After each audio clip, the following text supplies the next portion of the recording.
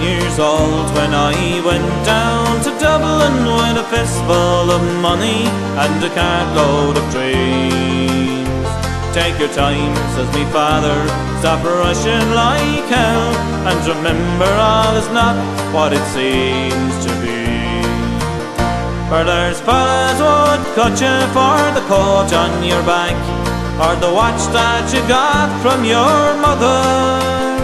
So take care, me young bucko, and mind yourself well when you give this wee note to me brother. At the time Uncle Benji was a policeman in Brooklyn, and me father, the youngest, looked after the farm.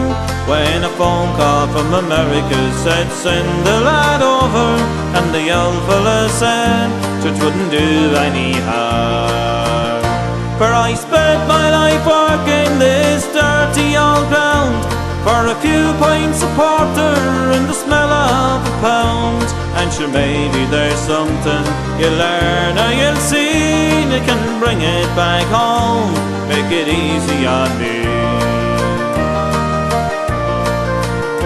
So I landed at Kennedy, and a big yellow taxi carried me and me bags through the streets and the rain. And me poor heart was thumping around with excitement, and I hardly even heard what the driver was saying. We came in the short pathway to the flatlands in Brooklyn, to my uncle's apartment on East 53rd. I was feeling so happy, I was humming a song, and I sang "You're as free as a bird." Well, to shorten the story, what I found out that day was that Benji got shot down in an uptown parade. And while I was flying my way to New York, poor Benji was lying in a cold city morgue. Well, I phoned up the old fella and told him the news.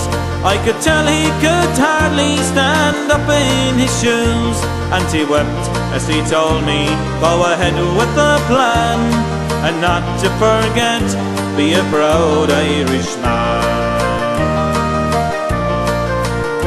So I went up to Nellie's beside Fordham Road, and I started to learn about lifting the load.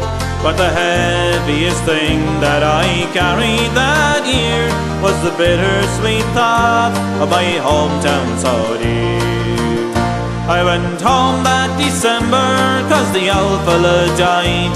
Had to borrow the money from a fella on the side, and all the bright flowers and brass couldn't hide the poor wasted face of me father.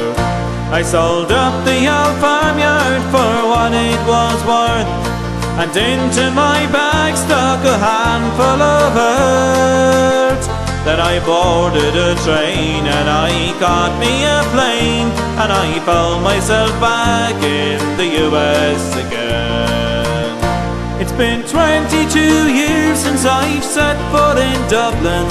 My kids know to use the correct knife and fork, but I'll never forget the green grass and the rivers as I keep law and order in the streets of New York.